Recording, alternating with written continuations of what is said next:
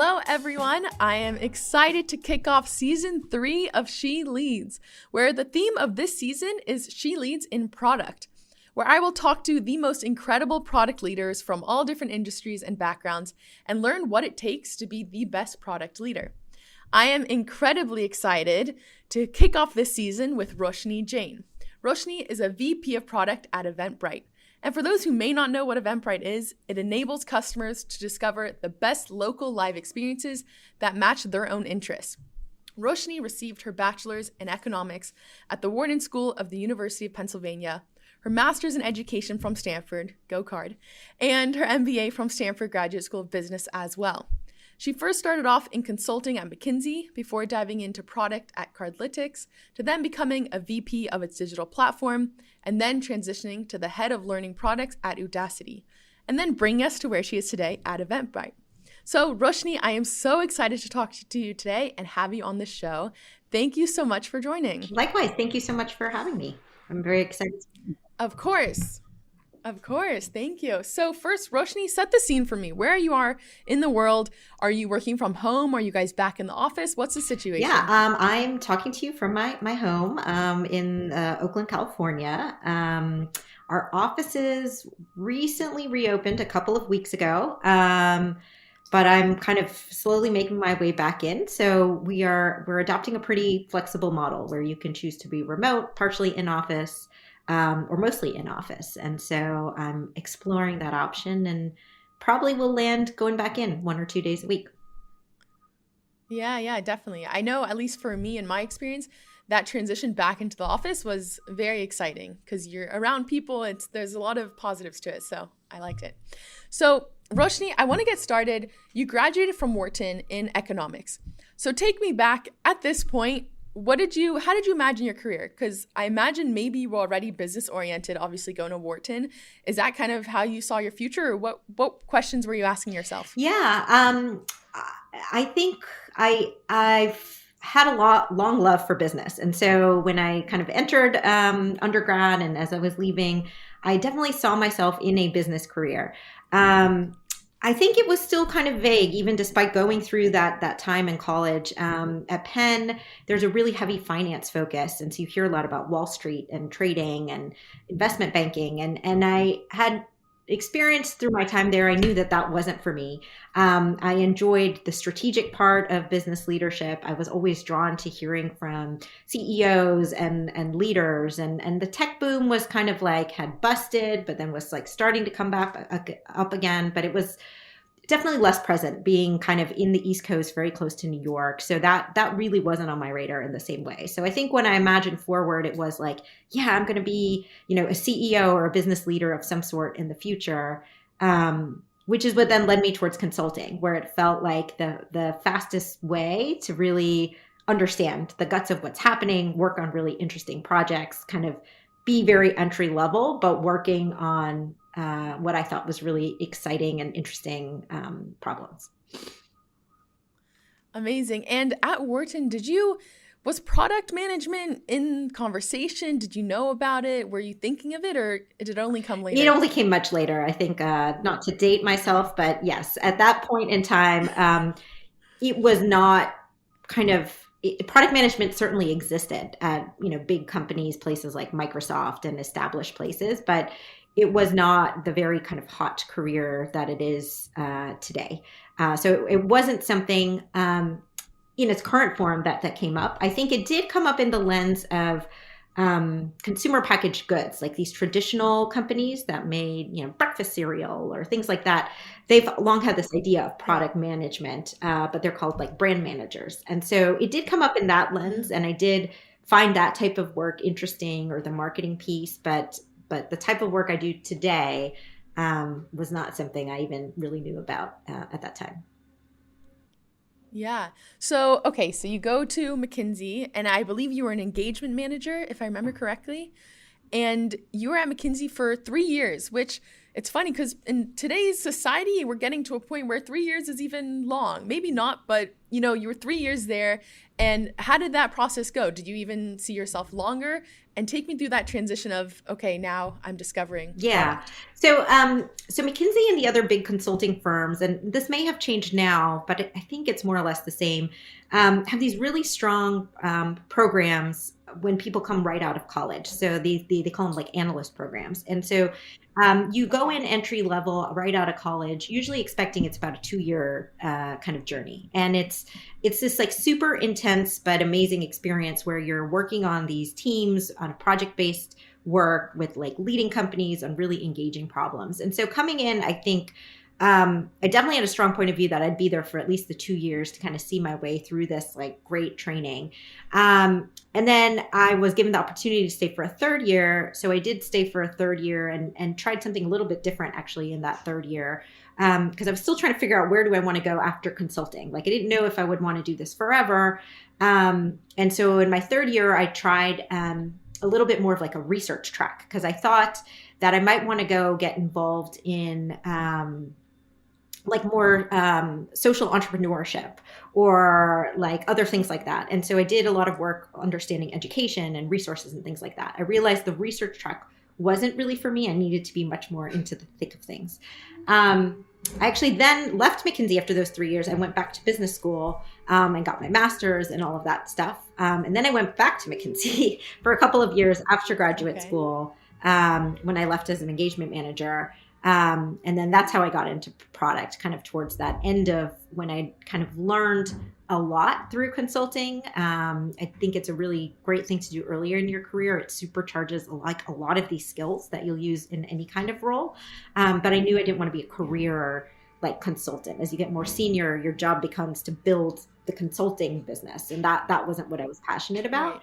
Right. And having gone to business school at Stanford, really in the middle of tech and entrepreneurship and all of that, I definitely caught that bug. And I knew that that's where I ultimately wanted to go was in something that's earlier stage, more nimble, more tech oriented.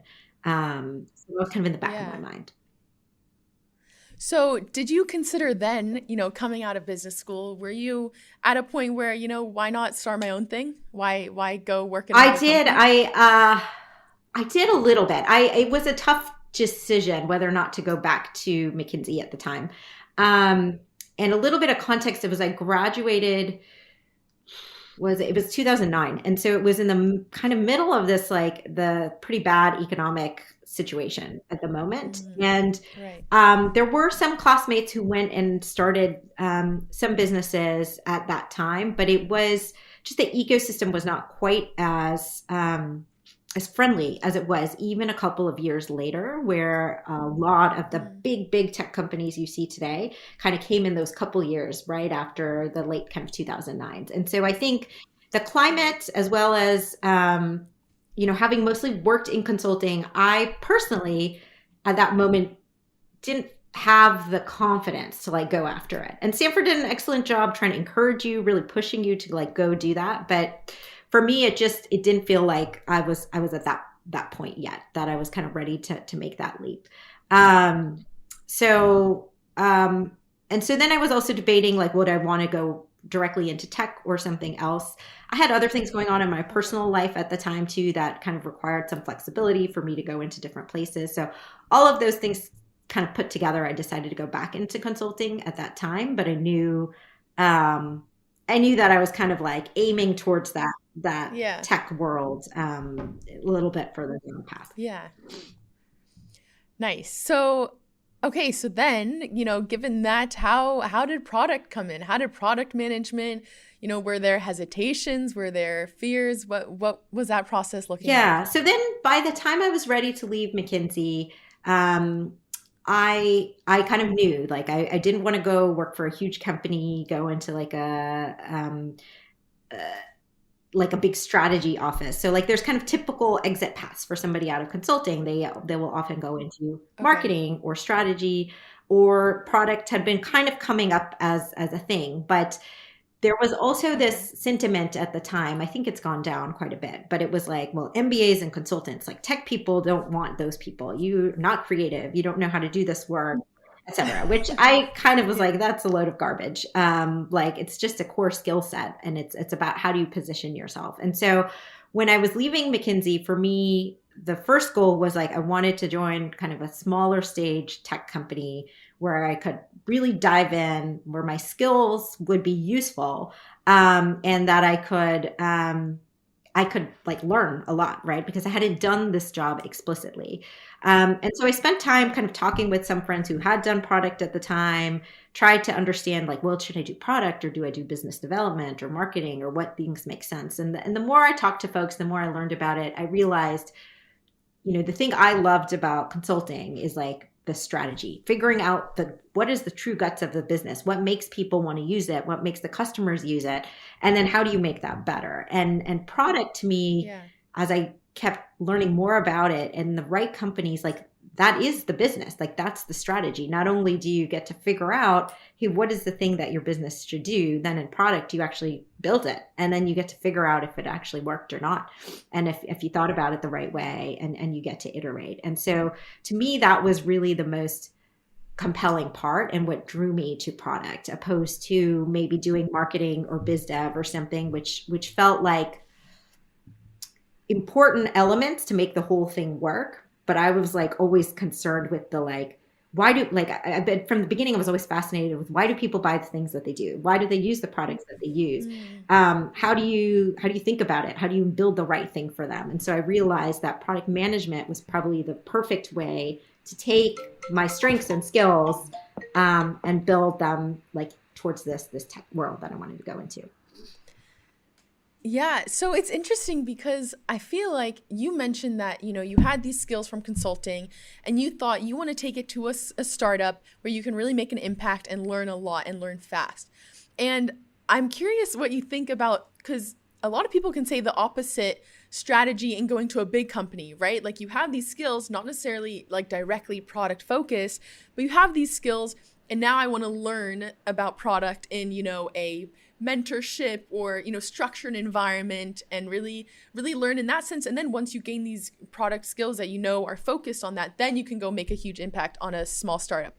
How do you play those two together? What do you think is a I good think way? there's two dimensions to that. So like there's one which is, um, for me at the time, I'd through my work in consulting, I'd worked primarily with very large companies and I'd had a lot of exposure. When I was in business school, I'd actually interned at some startups as well. And so I'd gotten a feel for what that Okay. felt like.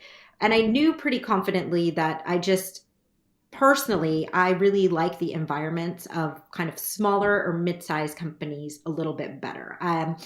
I get more satisfaction out of like having a bigger scope maybe in a smaller company.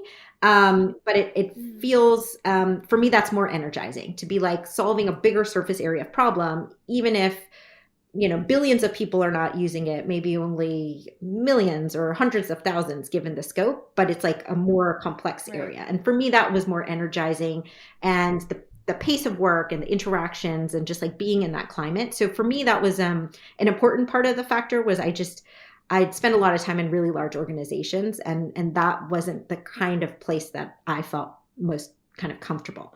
But Got it. McKinsey was a very large place, and I had spent early part of my career there. So I think for me, the second dimension was I was fairly several years into my career at the time when I finally made the pivot over to product. And so for me at that time, the being able to go into a smaller place in maybe a bigger role, where I could take this and then build in the product piece was the more natural Mm. path. I think if I had been graduated, many years later from college, where product was something that would have been top of mind from the get go, this big company strategy would make a ton of sense. And instead of going to Right. McKinsey, you go to Google or some other big company that does product really well, and learn the ropes there from like that bigger kind of system.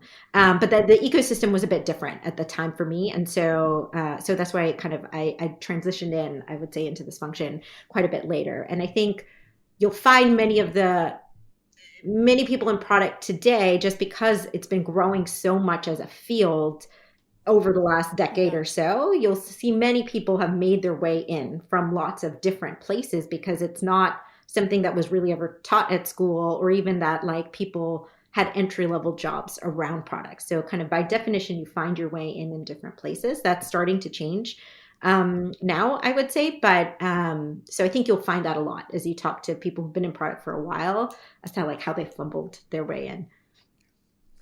Yeah, and okay, so this last point, it actually brings up the question. So I think it is changing because nowadays, similar to how you had this, consulting program for new grads, now there's the APM program, the Associate Product Management, or a rotational program that, Google, Facebook, they all have these programs that are for new grads.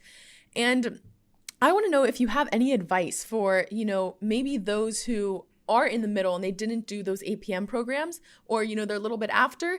And I find a lot of these job descriptions, they either are, for new grads or 5 to 7+ years of experience. So how do you, follow into that little bubble where you want to break in the middle? Do you have any advice given your experience? I think there's multiple strategies, and it kind of, depends a little bit on where are you to begin with. So, there's certain functions or certain roles that I would say like are kind of close to product, and then depending on the company you work in today, and if you're in one of those roles, you may have a lot of exposure or experience with product already, even if you're not a PM. So maybe if you work in product analytics, or if you've worked in as an engineer, even if you've worked in marketing or product marketing in certain companies, if you're in a company where there is a product function, and you're in a role that might get some exposure to that, oftentimes the best way would be within your own existing environment and company where you've got a reputation built already, where you understand the business, where you already have those relationships. I've seen a lot of people successfully kind of move into their very first PM type role through kind of an internal, there's an opportunity that comes up. But so many people want to do this role, and what can happen is people who are kind of working around the edges of it, if they kind of show that, demonstrate some of those skills, or that they think that way, or they partner really well with product people. Many companies have built programs to try to like bring those people into product more directly. And then it's less about like, oh, here's this JD for like a very beginning entry level type of program where you're not, ready for, or like, here's just a senior PM. So that could be one interesting path if you're already in a company to like kind of make your way into that function. And once you've gotten it, that experience once, and you've gotten that on your resume, then it becomes like a little bit easier to move into another direction. I think Definitely. if you're not in a company that has product, or you're like very far from it, then you kind of have to get creative, right? So you should still apply and try for those different types of product kind of straight up roles that exist. And maybe you come in a little bit lower than you might want to from your levels perspective, but then you'll kind of rapidly grow. Or again, a lower level in a very large company, you could then use to make, take on a bigger role into a different company. The other option that you could use then is kind of where I did, which is like you go into a smaller company that's kind of more open, and maybe you get in the product role, or maybe you get that next to the product manager type role that over time you can move into those. If you go into the beauty of small companies, especially ones that are rapidly growing, and startups, is they're changing so quickly, and there's always opportunity, and there's always a preference to be able to find somebody in-house who has a lot of skills and understanding already. If you can pull them in to fill that role, like that's something that most leaders would always jump at. Yeah. Also, a startup, there's, I think, just already the flexibility, right? And even, it's more of just like connecting with people. Okay, we'll find, you want to be a product, you can be a product. So I think that's also a big part of it. So now tell me, you are into product, you're at Cardlytics. That's your first product role, right? That's the first time you actually have that title, yes. Okay. Yes. So how was that? How was that transition? Were you, was it automatically, okay, I love this? Did you follow more the company, or was it, I want to go for product now?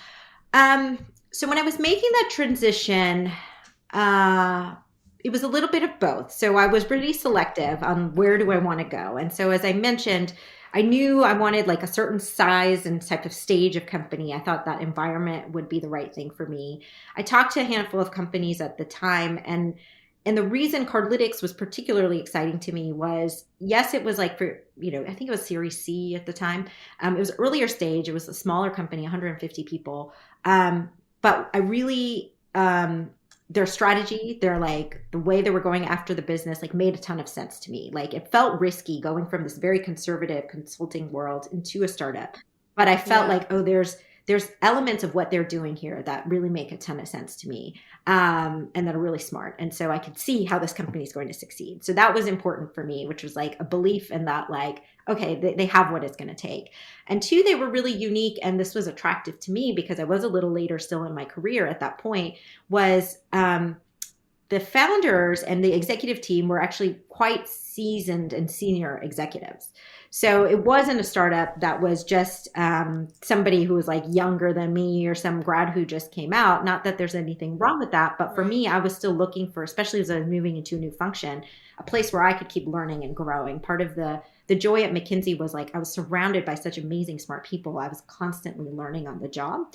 And so at Cardlytics, I was really drawn by the experience of the leaders there. And so I knew even if I kind of had to figure this product thing out for myself as I went through, I would be learning a lot around how you run a startup, how you run a business, how you make these decisions from the leaders kind of who'd already, built this company over the last 4 years and where they were going to take it. And so those were the kind of two big pieces for me. And then in terms of how it went, like the transition in the beginning was a little bit like, okay, like, it's like being in a new company for the first time after many years always takes a bit of a transition. And they were, I had the opportunity, because it was pretty small there, to kind of like create and chart what did product look like there a bit myself. And so it was learning on the job. I was kind of like figuring it out. While there were some beginnings of how things were done there were some product people. So I rapidly tried to learn as much as I could from them. I like shadowed everybody I could. And then I kind of used my skills that I did have around, okay, so like, what are the problems we're having here? What are the opportunities here? What is the role that product could to face here? Because what happens in startups I've seen a lot is like when they're young and small, you have the people you have and everybody wears as many hats as they need to kind of keep going. And then as you mature and season, there become times where like now things actually need to become more distinct. And there's a job for a marketer and there's a job for a product person and things like that. And so we were in a bit of that transition space, which was good timing. So I kind of over time, it probably took me the first 6 months or so, really kind of, just started doing stuff and adding value, and then kind of shaped what does this product team actually do, and what's our mandate, and what are the things we do relative to what the account manager was doing, relative towards this marketing person was doing. And so, and I think taking that slowly and figuring out what the company needed and adding value along the way, and then be able to kind of show like, hey, we can take this stuff off your plate and do it in this way that will enable you to go do something else, worked out really well. So yeah, that's kind of how I approached it. And then I loved it because I had really amazing analytics partners to work with. And so I was really spoiled from the very beginning, where I think it's probably still the best place in my career, where I had true partnership between product and analytics in a way that like really propelled the work forward. And so that was really fun for a data person like me to have that partnership from the beginning. Yeah. How do you actually considering partnerships now? Because I know product, it's very much at the center, right? You have the engineers, marketing, data, all of these different teams. And, when you get to a bigger company, as you said, they start to become very specialized in their own role. Have you ever faced a challenge where, maybe with data, you have this close connection, but with the engineers, there's, it's not as strong? Or how do you approach that? And is it important to actually make sure that it's strong for each different role? Yeah, I mean, I think those types of challenges come up all the time. And that's kind of what's the reason, a lot of like why it's so important to have a product role. And because a lot of times it is about being the glue, right? It's not that a product manager by themselves can accomplish nothing, right? Beyond like writing a strategy document, then you're just like a consultant. Right. Like you can see an opportunity and talk about it, but you will not accomplish anything unless you can really spend the time to build those relationships, help other people understand. And at the end of the day, your goal is to try to like inspire and align people towards this project and say that this is worthwhile doing. And having all of these people actually do this work on behalf of this bigger thing that you're trying to do. So in a different context, based on the type of project, based on type of product, based on the company where you are, it might be different functions that you need more or less partnership with. So in some contexts, it could be really deep relationship with engineering or data. In others, it might be like we actually really need a closer partnership with the research team. Like we need a lot more insights here, or we need to have a really close partnership with marketing because we have some amazing product, but it's not going to market in the right way, or our customers aren't understanding it, or we need to really work closely with, customer success. And so I think for product managers, being like a first principles thinker is the most powerful thing. And like coming back down to what are we trying to do? Why? How do we go about that? And then just like continuing, like take one step at a time and find ways to like bring people towards that goal. And you can't solve it all at once, and you can't make like everybody, super aligned from the get-go, but you kind of figure it out one piece at a time to build those relationships. But that investment really pays off. Once you've done it and you've gotten one really successful project, the next one becomes much easier and easier and easier. And so we usually try to design our product and engineering teams to be these like more stable pods and groups of folks, because everybody invests in each other and they adopt this mission together. And then you keep growing and delivering more and more over time if the team is really operating well. Yeah. Wow. I love that. It just shows like the importance of chemistry and really working together, each having their own, they know their role, but at the end of the day, they have this overall one goal and one vision. So I love that. So I want you to take me now to VP of Product at Eventbrite. So how was that transition to becoming a VP? Also, did you have some imposter syndrome that we hear of a lot? And yeah, how did that look like? Yeah. Let's see. So when I came into Eventbrite in this role, I was thrilled. Of course, there's a little bit of that imposter syndrome when you come in anywhere new, because, people are betting on you and bringing you in to do something. And I had done many similar things, but not that exactly. Sorry. Okay. Power cord. And not at this company exactly. So I think there is a bit of like when you come in, it's like figuring out again, this like, why me? What do they need from me here? How can I help advance us towards what we're trying to do? And I think I was really lucky when I came into Eventbrite that had a really strong design partner, engineering partner, marketing partner who'd kind of been in this space for a while, but they didn't have a product leader. Yeah. And so I really invested a lot in partnering with them and really understanding what's going on, the bigger context, getting to know my team. I had a great team that was already there.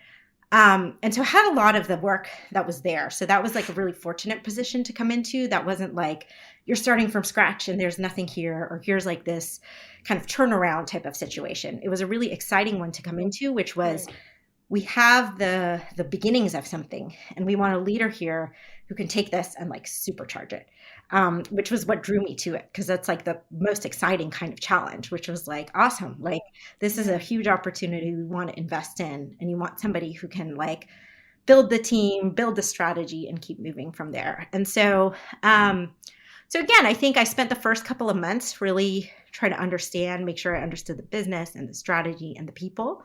And then started kind of little by little focusing in on how do we help move one step closer? What are the capabilities we need to build in our team? Or what are the ways we need to kind of adapt our strategy for where we go next? And then figure out, what does this role mean in the context of this company, and how our team kind of operates within there. Yeah, I love it, because I think from what you've said, even like I think your career has also been driven by, connecting with people and building these strong connections. And at the end of the day, like we all help each other in a way. So I think that's really important. And okay, before we finish off with some fun questions, by the way, this has been so fun. So first, I want to know though, in this transition to VP, I think a big part is, at the core of a product manager, you're in the thick of things, right? You're figuring out the problem, coming up with a solution, reiterating through it. And now as a VP, you're managing those PMs and you're making sure that they have the tools they need. How is that? And what is the most important lesson that you've learned from being a VP? Oh.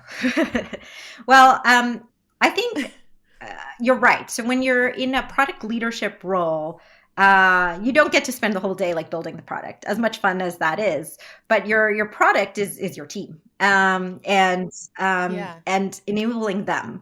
And so really the big shift is kind of like putting on the mindset of the way I can be most valuable to my team and drive the most success for the business is having the big picture of where's the strategy and where's the vision, and like helping paint that for the team.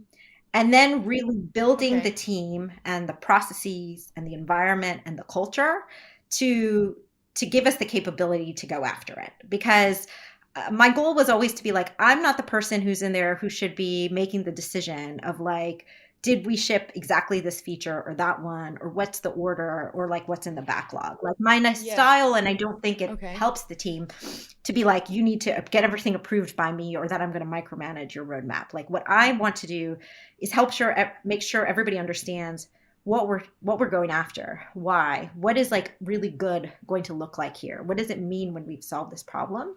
And then as I got to know my team and our processes and understood all of that, then focus in on helping the team where they needed it. So it's also not to be absent. And so we had a lot, as I was talking about earlier, a lot of PMs who didn't start out in product. They came from lots of different functions and they were doing really great, but there were opportunities to do more specific trainings to help build more skills on certain things, to help build more of a data focus, or help the team understand how to think about experimentation and things like that. So the approach I took was kind of building in the right checkpoints in the processes where I could provide feedback and coaching and help the team continue to get better, but give everybody the autonomy they kind of need to move forward. And an approach that works really well for me is really invest a lot on like the upfront planning. So like we do a half planning cycle here, and we spend a lot of time together. We do an offsite, we bring the whole team together, PMs, engine managers, designers.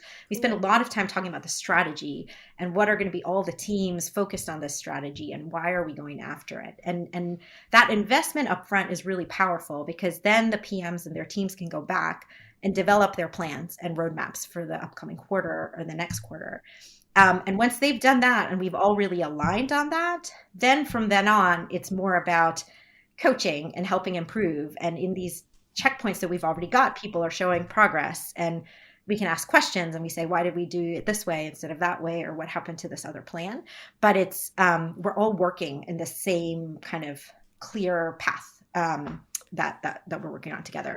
Yes. And I think for me, that was a big lesson of like how powerful that really can be, to even in a pretty dynamic environment, really take the time to align up front.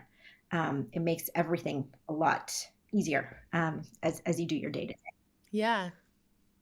Yeah, exactly. I love that. I actually listened in another podcast that even like startups hiring, like making sure that everyone is aligned, because then when they're hiring and they become managers and it grows, then they know that everyone knows the vision, and then it trickles through, which is great.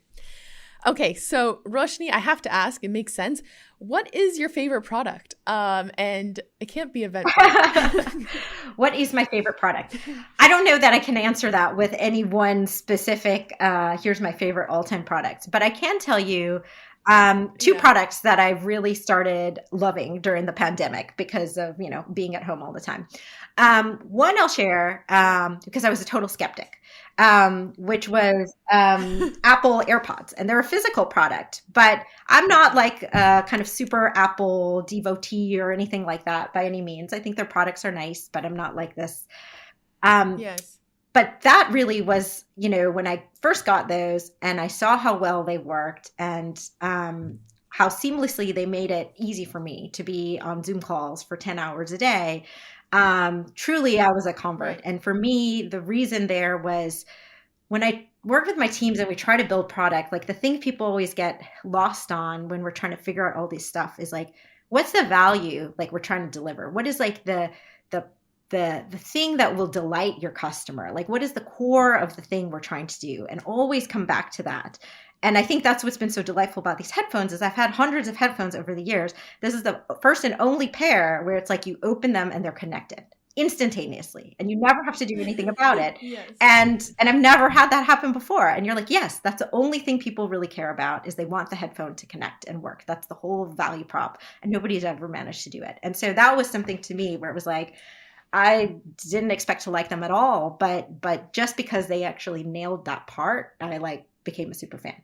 And I think the other one that is kind of probably a little off the radar, but there's this app called Libby, and it's this under the radar kind of app that's actually been created by these companies that work with public libraries, and it's basically an ebook application that allows you to check out kind of digital books from your public library and then get them into the app and read them in your app directly or download them onto your Kindle or do something else. And this one I love not because it's like the most innovative or elegant, but because of the impact it's had, which is it's truly like enabled people. Like it was a really difficult process to figure out how do you get an ebook or how do you download this or where do you go? And so people started buying Kindles and downloading from Amazon because that was like a lot more straightforward.